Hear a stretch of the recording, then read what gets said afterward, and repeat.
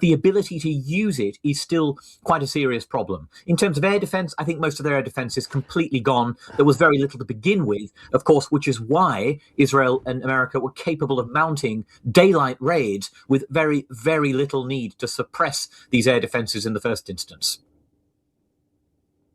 The Gulf region has been successful in intercepting this barrage of strikes. UAE, some more than 90% success in intercepting these missiles and drones. The GCC is significant here for the United States. A lot of military capabilities here. I just wonder, at this point, how long do you believe these Gulf nations can sustain this deterrence? So I must emphasize here, we don't know exactly how big the interceptor stockpiles of these countries were to begin with, which is of course the way they want it, because if you knew, Iran would be able to calculate precisely how many missiles it would take and how long it would take to overwhelm them in ways that would be devastating for their cities. So we are guessing here, but my supposition is that after about sort of another week of this, we would begin to see very, very serious shortages, particularly of the most high-end interceptor munitions. And of course, that means the THAAD interceptors. The THAAD is the Terminal High Altitude Air Defense System. The UAE operates it, others operate it. And the other one is the SM-3 interceptors fired by American warships with the Aegis system in the region. I think after about, running to the end of this week, at the current rate of salvos by Iran, we'd see a real problem. But of course, that's offset by the fact that America and Israel are suppressing those Iranian launches. And so the hope is that before the problem becomes acute, Iran's capacity to launch would be suppressed. That is the gamble that's going on here this week. Take a listen to Secretary Hegseth, his comments on US allies and their reaction to these strikes. This was yesterday, of course, at the press conference. Capable partners are good partners. Unlike so many of our traditional allies who wring their hands and clutch their pearls, hemming and hawing about the use of force. Gulf nations have been dragged into this war, they say, not of their making. Collectively, they've issued a statement reserving the right to respond. European allies throwing their support behind that right to self-defense. What are the Gulf nations' options at this point? Well, they have a few. One of them would be to open up their airspace and their air bases, which mostly have been out of limits for America for the American war effort. And that would have the advantage, of course, of giving America launch pads right across the Persian Gulf. If you look at a map, you can see how close to Iran it is. And that would give their American planes more time for each given sortie and a higher rate of sorties over Iran. Of course, it would also put American planes within reach of more Iranian missiles. The other option Gulf states have is also to directly join the conflict and go after Iranian assets in retaliation. So if Iran hits Saudi Arabian oil infrastructure, Saudi Arabia has the option of hitting Iranian oil infrastructure. And we know Saudi Arabia, the Emiratis, the others, they have large, well-equipped, well-armed air forces. Doesn't mean they're very experienced, but they have some experience from operations in Yemen in recent years. But for now, I think it still seems that it's a difficult call for these countries to make because they know Iran can still escalate further. For example, hitting desalination plants, which would be really devastating for the region. And we continue to monitor any decisions made by this region as we speak to sources around the Gulf region. Thank you, Shashank. It's good to have you, Shashank Joshi, with us this morning. International Institute for Strategic Studies. Good to have you. You're in Bahrain, where we saw strikes from Iran, including the US-run naval base there, the US Fifth Fleet, of course, based in Bahrain. Just tell me, what is the perspective there at this point? Yes, we've seen a number of Iranian UAV and missile attacks targeting Bahrain, initially centered on the US naval base here, and then gradually widened to include civilian infrastructure, including buildings, including energy infrastructure, the port, the airport, and so on. So I think this is part of a broader trend. Clearly, Iran, on the one hand, is trying to apply pressure on the Gulf states, hoping this would compel them to ask President Trump to bring an end to this war more quickly. But there's also, I think, a broader pattern of Iran trying to internationalize this conflict, impose a cost on the global economy by targeting energy infrastructure, not just in Bahrain, but perhaps more importantly, in Saudi Arabia, in Qatar, targeting oil tankers in the Strait of Hormuz, and threatening any ship passing through that area. Now, I think this strategy is highly likely to backfire.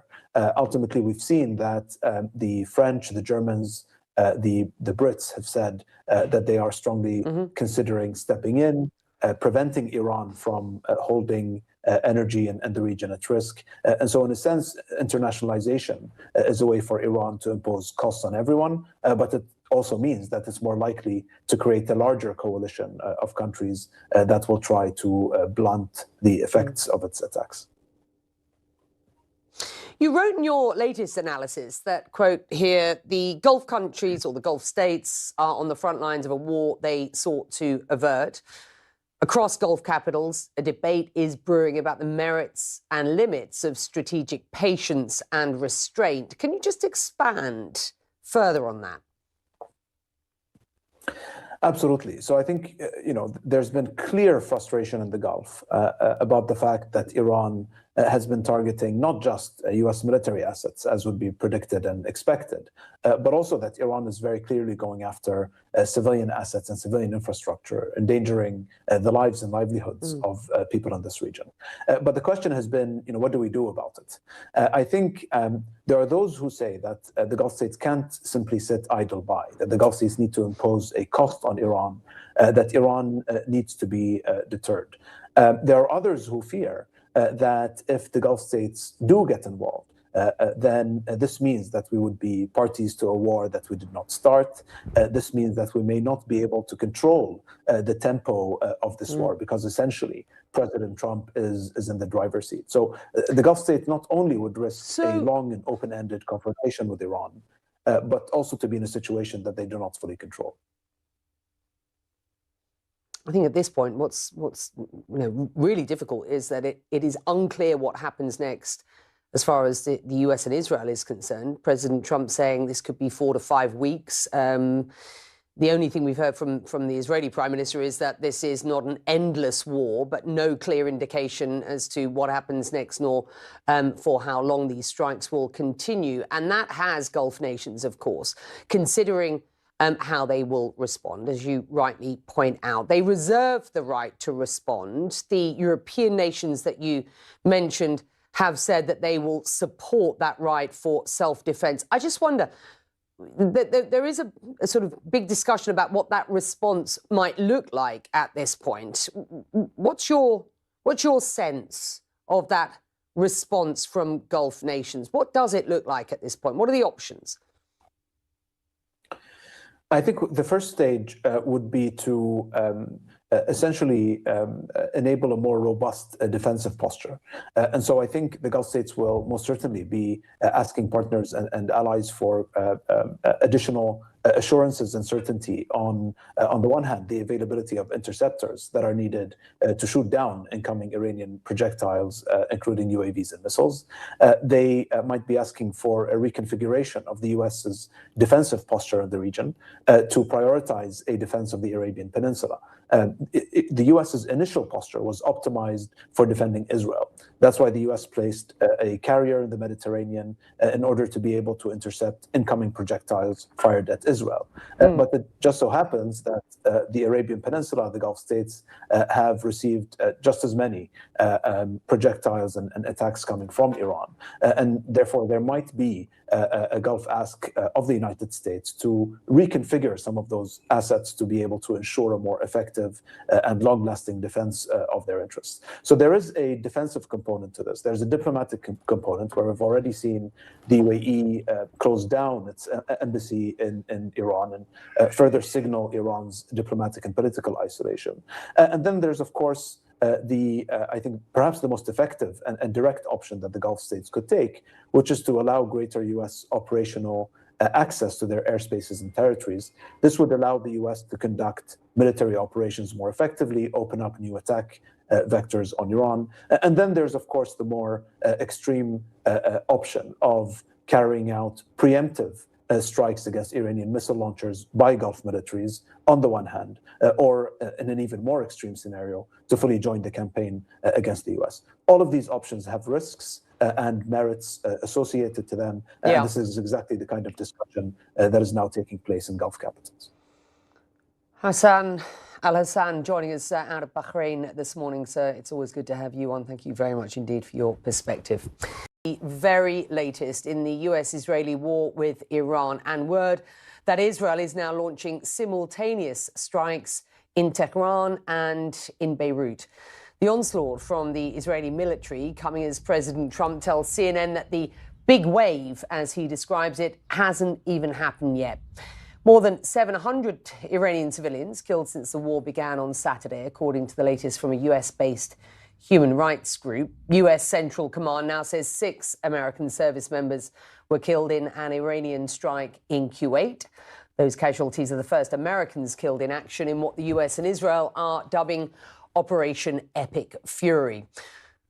Well, right now, Israel says it is seizing more positions in southern Lebanon as it carries out new strikes there. We've been seeing heavy smoke in the skies over Beirut, the Lebanese capital, this morning. CNN's Oren Lieberman following this from Tel Aviv. And let's start with Lebanon, what's going on there. Then we'll move on to the wider story of Israel strikes on Iran, if we can. Let's start with what we know about what's going on in Lebanon.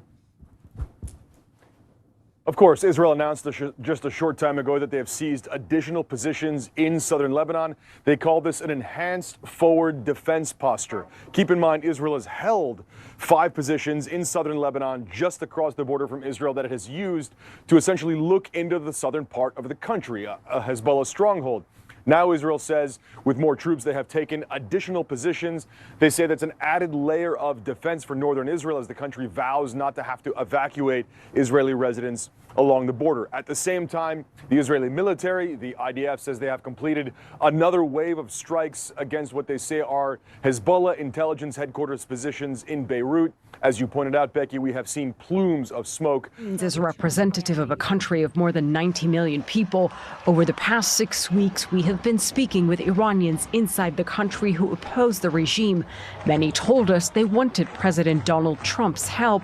They were desperate, they said, after the bloody crackdown on protesters in January that killed thousands.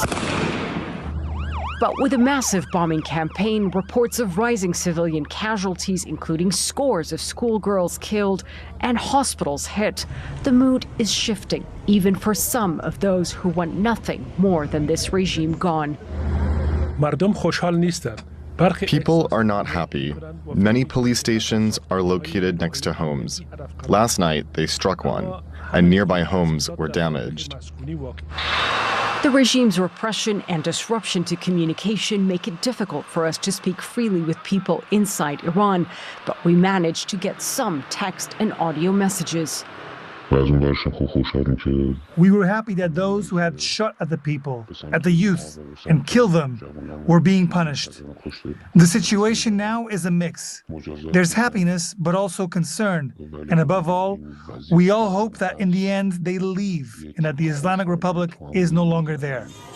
Video this weekend showed celebrations on the streets as news broke that the man who oppressed them for more than 40 years, Ayatollah Ali Khamenei, is gone.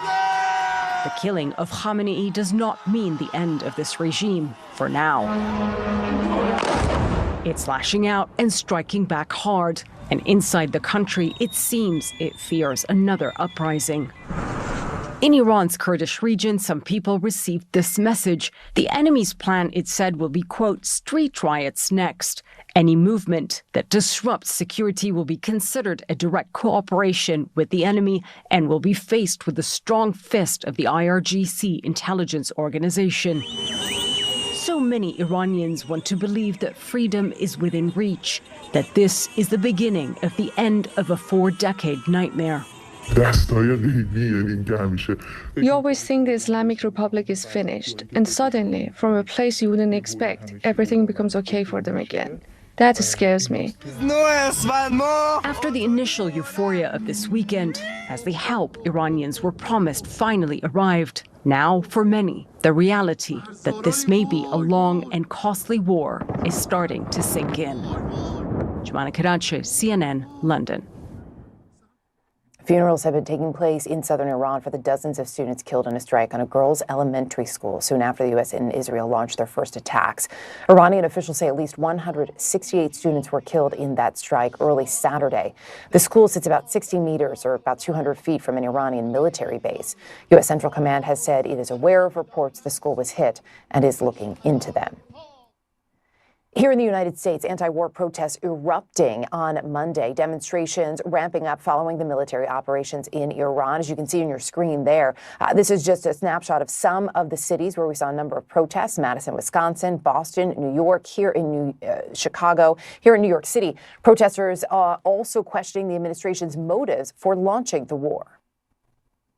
We know Trump doesn't care what we think. We know that he does not have the well-being of the American people in his mind right now. He has the pockets of his rich billionaire friends at the forefront, but we do believe that we can put pressure. Protests like this are all the more important to show the U.S. state that we're not just going to take whatever insane international policy they decide on the chin and not say a word. Across the city in Times Square, pro-war demonstrators, we should say, holding a rally in favor of U.S. strikes on Iran. They say the Iranian people want democracy and they deserve self-determination and freedom from the Islamic regime. Well, that war with Iran spreading into Lebanon, where Israel has launched a wave of deadly strikes. We're going to get to the view from Beirut next.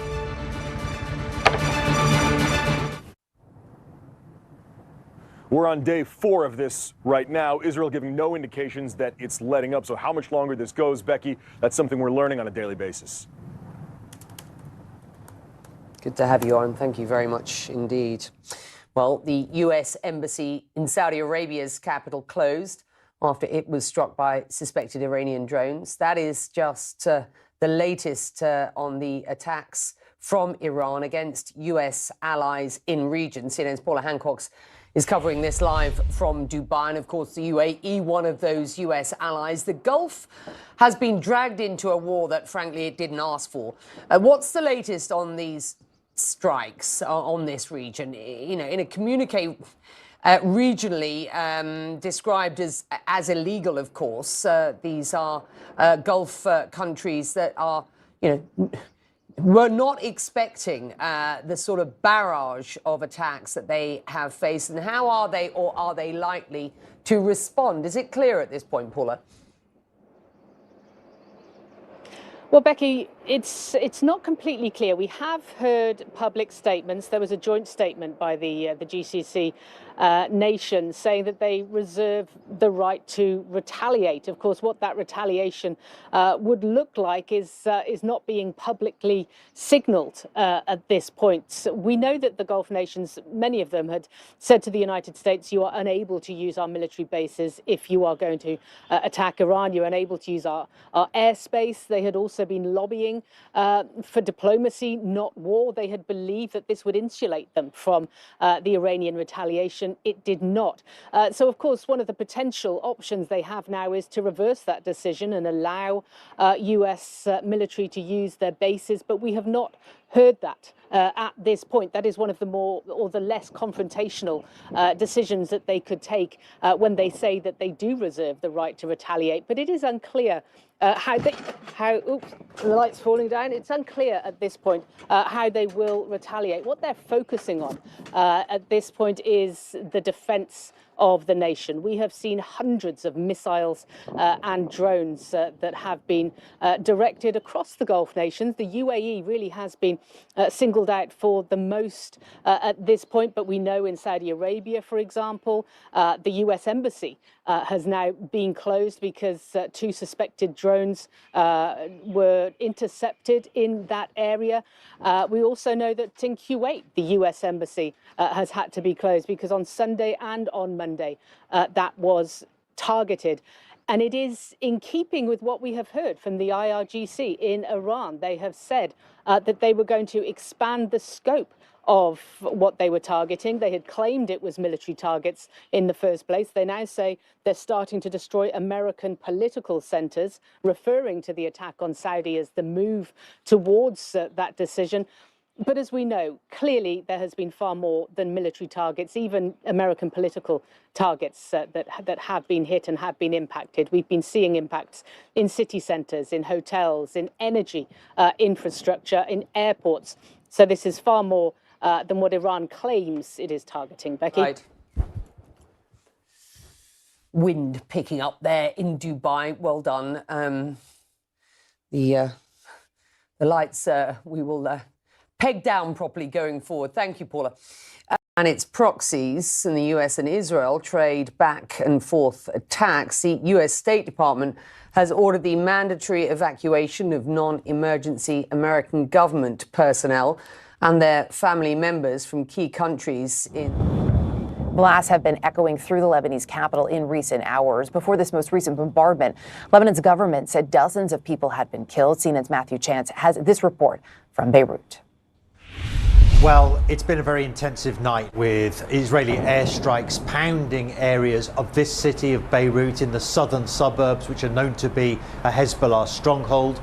Elsewhere in the country as well, Israel carrying out various military operations targeting what it says are things like Hezbollah weapons storage facilities and command and control centers. But it's also hitting areas that are populated with ordinary people as well. And Lebanese authorities say over the course of the past 36 hours or so, as part of these very intensive Israeli strikes, several people, dozens of people, more than 50 in fact have been killed, more than 150 have been injured, and thousands have been forced to flee their homes, particularly in southern Lebanon, to areas out of the line of fire to relative safety. Some of them in fact have come here to Beirut where it is a little bit safer than in the south.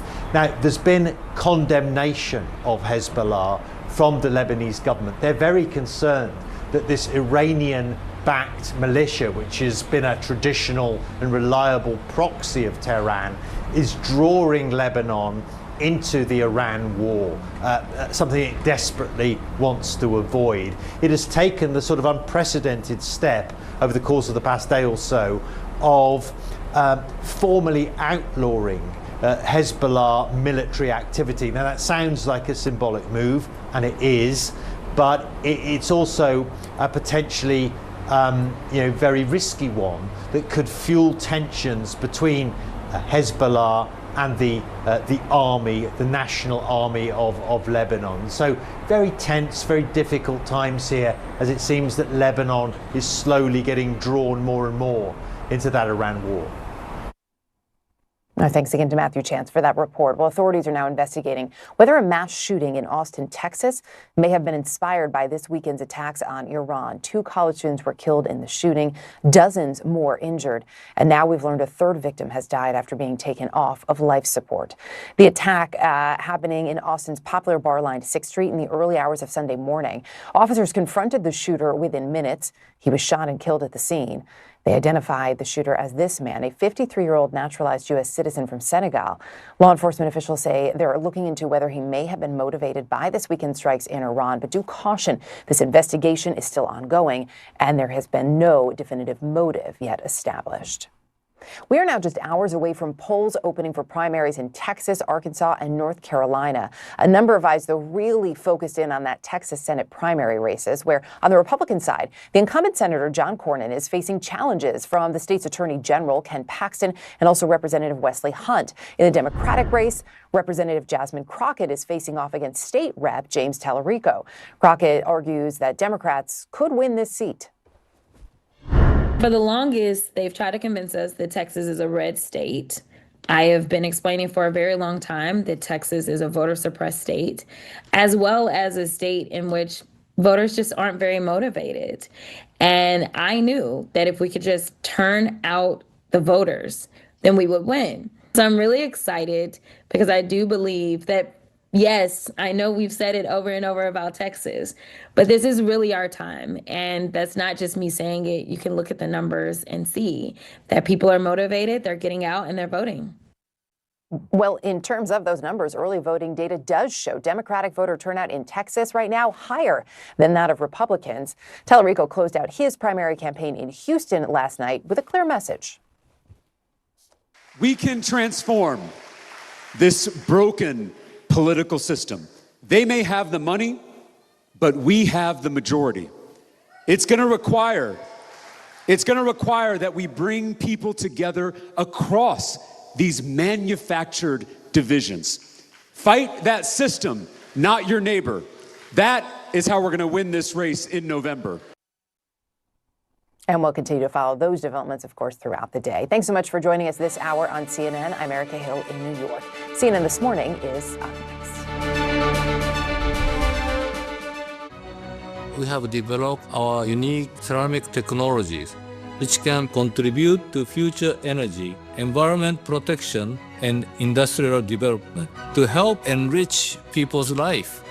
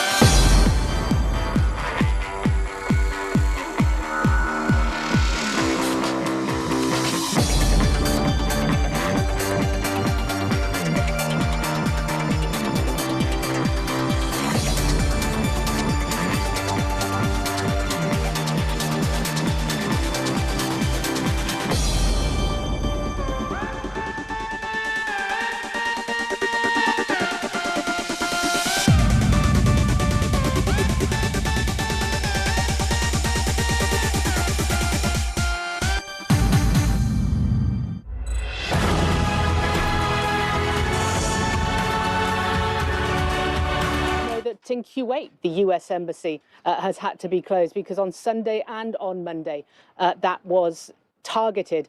And it is in keeping with what we have heard from the IRGC in Iran. They have said that they were going to expand the scope of what they were targeting. They had claimed it was military targets in the first place. They now say they're starting to destroy American political centers, referring to the attack on Saudi as the move towards that decision.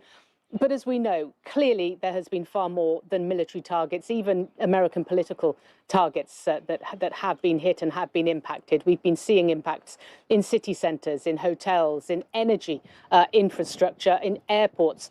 So this is far more than what Iran claims it is targeting. Becky? Right.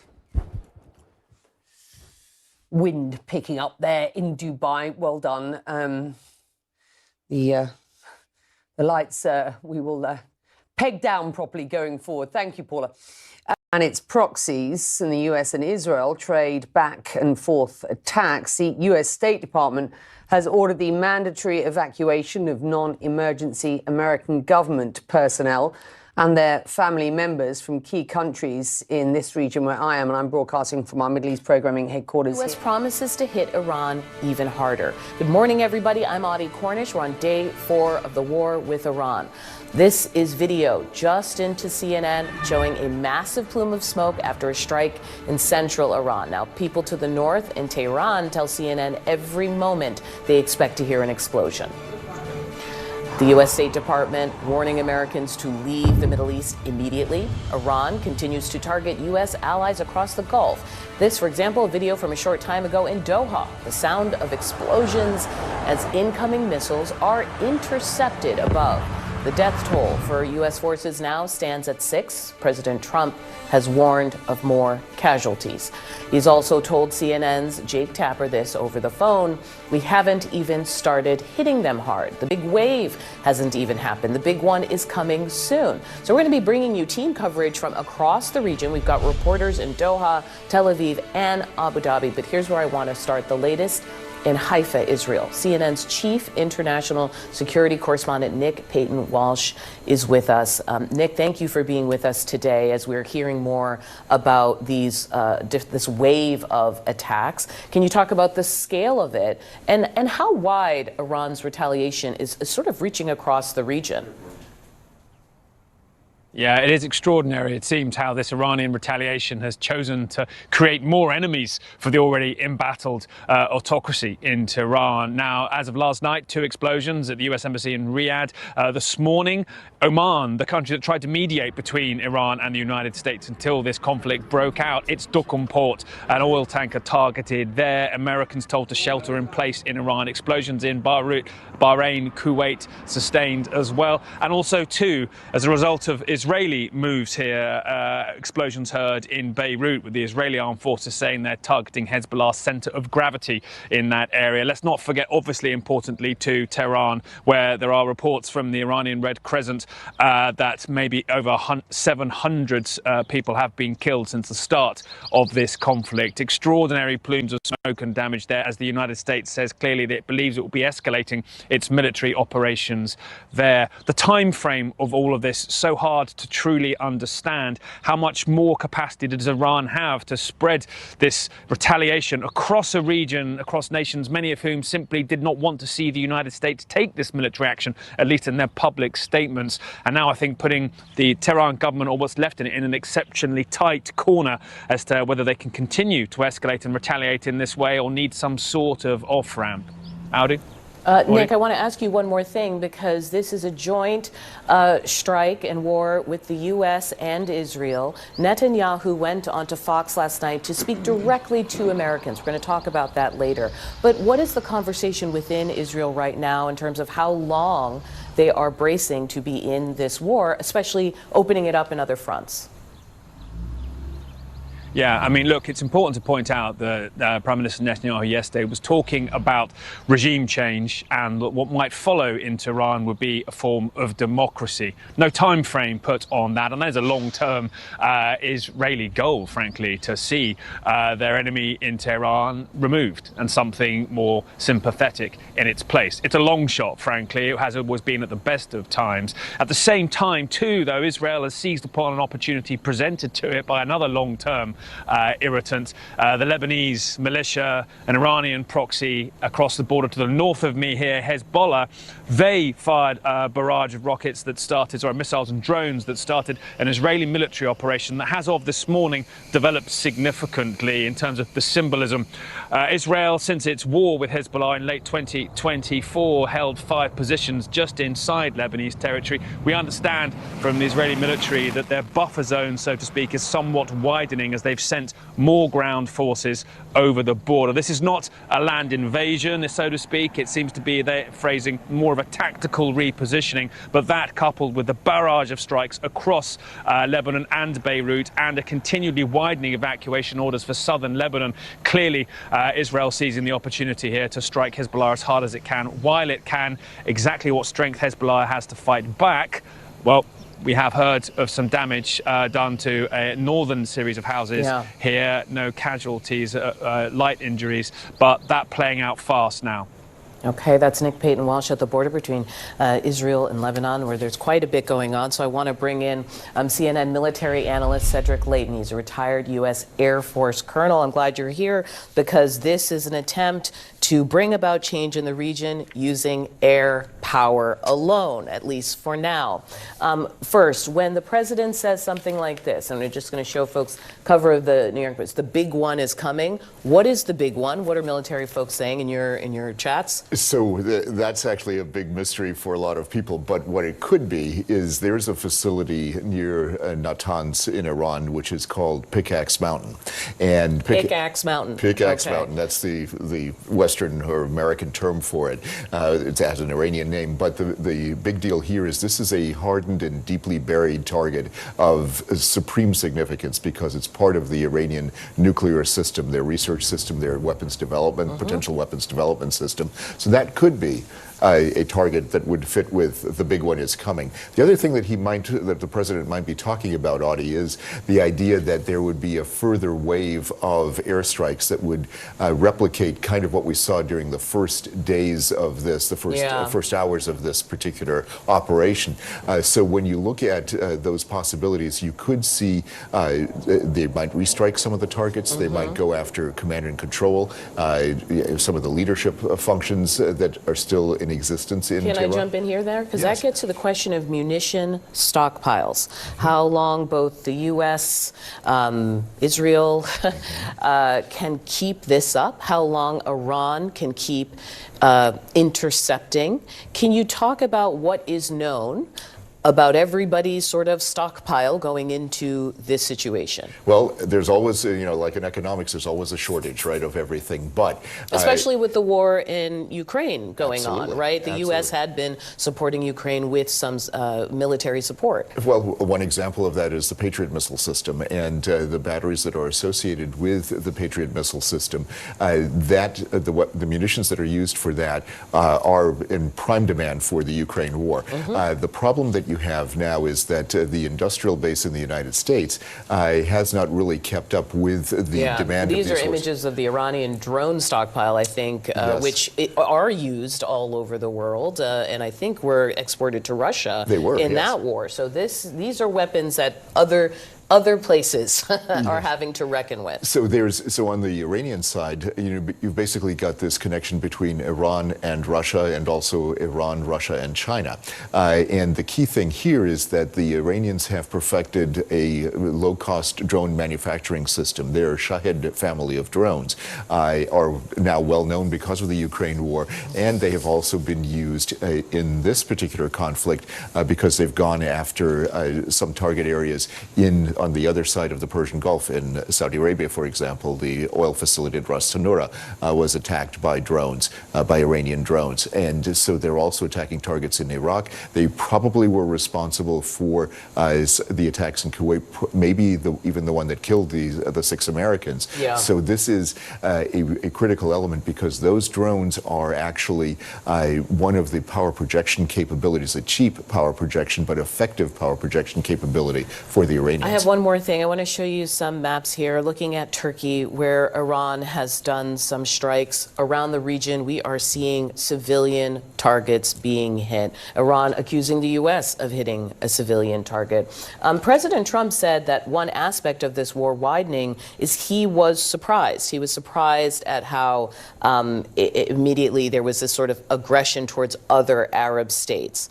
Will we see those states being pulled, because we know they didn't want to go, into a wider conflict as a result? This is a primary risk of this particular situation because those Arab states, as you correctly pointed out, Audie, did not want to be a part of this. They even banned the U.S. from using their facilities to conduct attacks on Iran. They said you can't do that from places like Saudi Arabia, Qatar, Bahrain, etc.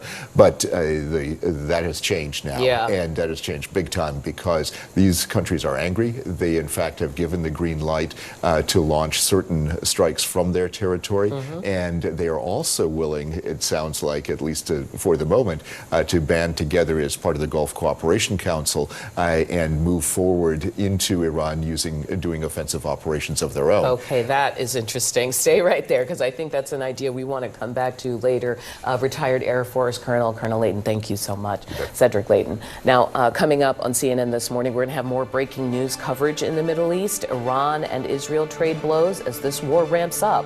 Plus, we're going to talk about global oil prices. They are up as the war with Iran threatens crude oil supply. And the White House setting the tone on the war with Iran, but not offering an exit strategy. So what is the end game? We're going to talk about that today. The tempo of this war, because essentially President Trump is in the driver's seat. So the Gulf states not only would risk a long and open-ended confrontation with Iran, but also to be in a situation that they do not fully control. I think at this point, what's really difficult is that it is unclear what happens next as far as the US and Israel is concerned. President Trump saying this could be 4 to 5 weeks. The only thing we've heard from the Israeli Prime Minister is that this is not an endless war, but no clear indication as to what happens next, nor for how long these strikes will continue. And that has Gulf nations, of course, considering how they will respond. As you rightly point out, they reserve the right to respond. The European nations that you mentioned have said that they will support that right for self-defense. I just wonder, there is a sort of big discussion about what that response might look like at this point. What's your sense of that response from Gulf nations? What does it look like at this point? What are the options? I think the first stage would be to essentially enable a more robust defensive posture. And so I think the Gulf states will most certainly be asking partners and allies for additional assurances and certainty on the one hand, the availability of interceptors that are needed to shoot down incoming Iranian projectiles, including UAVs and missiles. They might be asking for a reconfiguration of the US's defensive posture in the region to prioritize a defense of the Arabian Peninsula. The US's initial posture was optimized for defending Israel. That's why the US placed a carrier in the Mediterranean in order to be able to intercept incoming projectiles fired at Israel. But it just so happens that the Arabian Peninsula, the Gulf states, have received just as many projectiles and attacks coming from Iran. And therefore, there might be a Gulf ask of the United States to reconfigure some of those assets to be able to ensure a more effective and long-lasting defense of their interests. So there is a defensive component to this. There's a diplomatic component where we've already seen the UAE close down its embassy in Iran and further signal Iran's diplomatic and political isolation. And then there's, of course, I think perhaps the most effective and direct option that the Gulf states could take, which is to allow greater U.S. operational access to their airspaces and territories. This would allow the U.S. to conduct military operations more effectively, open up new attack vectors on Iran. And then there's, of course, the more extreme option of carrying out preemptive strikes against Iranian missile launchers by Gulf militaries on the one hand, or in an even more extreme scenario, to fully join the campaign against the US. All of these options have risks and merits associated to them. And this is exactly the kind of discussion that is now taking place in Gulf capitals. Hassan Al-Hassan joining us out of Bahrain this morning, sir. It's always good to have you on. Thank you very much indeed for your perspective. Khamenei right now, there is no sign of them changing their policy regarding the U.S., and this is actually will lead the U.S. to some sort of strategic junction, whether to try to topple this regime, and you know it's going to be very hard, or to reach some sort of agreement with this regime, knowing they're not going to capitulate on the missiles and enrichment capability that they have. Is it your sense that the U.S. would go in then and try to topple the regime? Because we also hear these comments from the president, right? President Trump basically saying, hey, we got rid of, of the supreme leader for you. Now it's up to you. Iranians, rise up. This is your moment. Well, I think it's wishful thinking. Again, we don't have a crystal ball. We don't know what will happen. But I think this regime right now is stronger than people might think. Yes, it's weak. He's being challenged by multiple issues that happen domestically and outside, of course, and top of them the war of Israel and U.S. conducting against it. But it's still very strong. The fact is also we have to remember that there is no viable opposition in Iran itself. Yes, the people are against this regime, but there's no leader to this opposition inside Iran. So the thought that someone can take out people to the streets, it can be, maybe theoretically it's possible, but practically what will happen will have the RGC, the Basij fighting them, maybe bloodshed on the street. Horrible threats posed by this sick and sinister regime. President Trump says he wants to eliminate the threats by the Iranian regime. Some of his top officials say it is not a regime change war. Another says it could kind of be. Whatever happens with the regime in one form or another, it's incidental to the president's primary objective here, which is to make sure the Iranian terrorist regime does not build a nuclear bomb. Plan for the U.S. to at least play a role in whatever government comes. We might. We'll see how circumstances play out. If there's something we can do to help them down the road, we'd obviously be open to it, but that's not the objective. This is not a so-called regime change war, but the regime sure did change. Joining me now in the group chat, Sabrina Singh, CNN Global Affairs commentator, former Deputy Pentagon Press Secretary, Alex Thompson, CNN political analyst and national political correspondent for Axios, and Vivian Salama, staff writer at The Atlantic. Thank you all for being here. I think you guys all have different perspectives. You would have heard different answers yesterday for what the U.S. is doing. Pete Hegseth gave a lengthy kind of commentary yesterday. What did you hear from how he was trying to position it as defense secretary?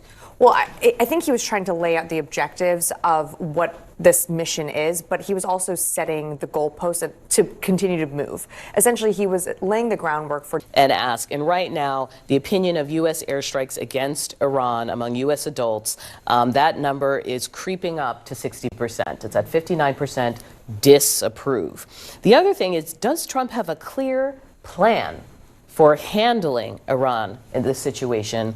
And we were looking at this number creeping up again to 60%. So the Truth Social posts are not working in terms of people thinking we know what's up. I want to play one more thing for you. Senator Mark Warner, vice chair of the Intelligence Committee. Lawmakers were briefed yesterday. They came out with a list of objectives and reasons why. And here was his takeaway on Monday. We have seen the goals for this operation change now, I believe, 4 or 5 times. A week ago, it was about the Iranian nuclear capacity. A few days later, it was about taking out the ballistic missiles. It was then about regime change, and now we hear it's about sinking the Iranian fleet.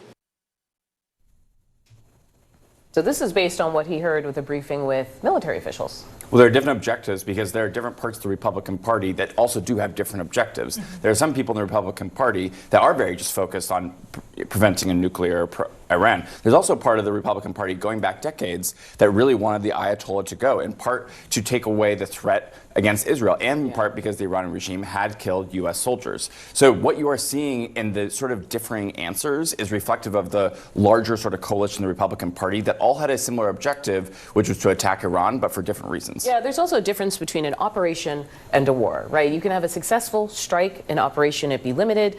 That does not mean you have a plan for a war. What are you seeing in your reporting? Well, Pete Hegseth yesterday came out and he really stressed this notion of we are not out to do nation building. We are going in for a limited operation. The president yesterday saying 4 to 5 weeks potentially, and they are really stressing that they want to get in and they want to get out. Yeah. But obviously it's easier said than done, and we've seen that play out throughout history, throughout modern history, where you go in there, you break it, you buy it. At that point, you have to try to figure out what comes next. But we've also heard, who was it? Somebody said, I forget who it was, maybe it was Lindsey Graham over the weekend, who said, I don't buy the whole if you break it, you buy it. I don't think that applies here. And I do hear them trying to make a distinction between the neocon era and what they're doing right now. They are, and they are trying to kind of lay the foundation for something to come after it, for the Iranian people potentially to take over after these military operations are done. Again, a lot easier said than done. But I think their distinction is they don't need the regime to change to consider it a success. They just need whatever happens after to be nuclear free. Which is very similar to what we saw in Venezuela then, is that where you have,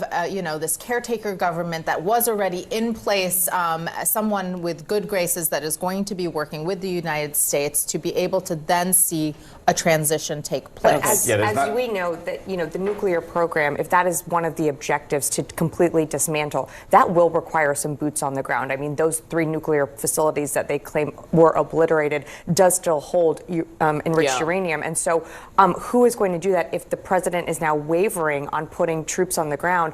I think that is a huge long-term commitment that if you break it, you bought it. I mean, you have to, you have bought it. J.D. Vance says there's just no way that Donald Trump is going to allow this country to get into a multi-year conflict with no clear end in sight and no clear objective. So they are trying to make a distinction. It's not clear if the American people are seeing it. I want to show you one more poll number before we move on, which breaks down independents, Republicans, Democrats. The question of, is a long-term military conflict between the U.S. and Iran likely? You've got independents, again, that number creeping up to 60%. They are not looking at this and saying this is going to be short. And I think that only matters because this is an administration that campaigned on no more foreign entanglements. I mean, the most interesting number in there to me actually is the Republicans are evenly split, 44 and 44. You have people, and Tucker Carlson obviously got some attention over the weekend by telling ABC News that basically this attack was evil. But even people like Megyn Kelly, who sort of sit on the fence post between MAGA and more traditional Republicans, she's been very critical, very skeptical of what just went on the last few days. Yeah, and it's sort of counter messaging. Okay, I want you guys to stay with me. We're going to have a lot of great voices on here who can enlighten us more about what's going on. After the break on CNN this morning, you've got missiles intercepted and falling from the sky over Qatar. So as the war spirals across Gulf states, we're going to talk more about what that means. And the president, of course, still urging Iranians to, quote, take back their country. What would that look like?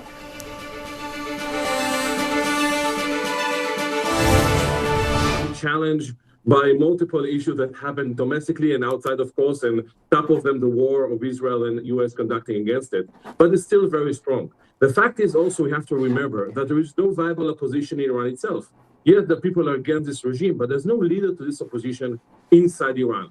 So the thought that someone can take out people to the streets, it can be, maybe theoretically it's possible, but practically what will happen, we'll have the RGC, the Basij fighting them, maybe bloodshed on the streets. We won't have democratic Iran in the near future. We have to remember that. So the administration has a choice whether to work with this regime. It's a problematic, but you can find some sort of agreement with them, a limited one to stop the war, or to bet on something bigger, trying to topple this regime, but then you can find civil war in Iran, you can find a lot of any other problems in Iran. You won't find the Western leaders in Iran that actually want to interact with the U.S. This is not going to happen, and we have to face the reality right now. Yeah. The other reality is what we're seeing as this plays out across the region. You know, my colleagues were just talking, Paula Hancock specifically before the break, about the concerns that are rising among the Gulf states as we continue to watch this Iranian response, discussion about whether and how to respond. What is the reset potentially that you see shaping up in this moment across the region, not only for those countries, but frankly, for their relationships with the United States? I think it's directly connected to the Iranian strategy. The Iranians working on the issue of attrition. They are thinking that the time is actually working for them, not against them. So they're trying to raise the stakes. They're trying to make sure that countries, the international community, will pay the price for the war itself. This is why they're blocking Hormuz Straits. This is why they're attacking their neighbors. It's not something that they want to do, but they understand that the Gulf states are the weakest link in the chain, and they assume that the price will be so high for them, for the UAE, Qatar, Bahrain, that actually they will press the administration to stop the war. And I think that for them, they're not going to stop. And actually, if things will get sour, I see them also attacking the energy facilities in those countries. Because for the regime itself, we have to remember, this is a fight for their life. And given the understanding that they're not going to capitulate,